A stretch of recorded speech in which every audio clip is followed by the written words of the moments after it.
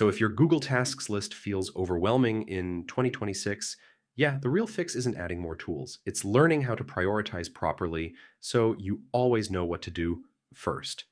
First, split your tasks mentally into urgent and important. Urgent tasks need attention now, while important tasks move you toward long term goals. Next, move your most important tasks to the top of your list. Google Tasks lets you drag and reorder everything easily. Now, don't overload your top priorities. Keep it to just 2 or 3 key tasks so you actually get them done.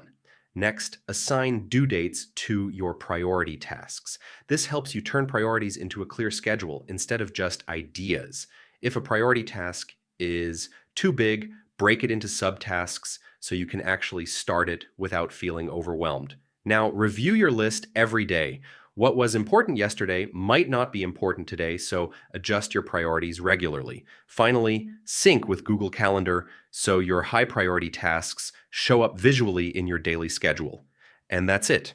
Once you prioritize properly in Google Tasks, your list stops feeling random and starts working like a real productivity system.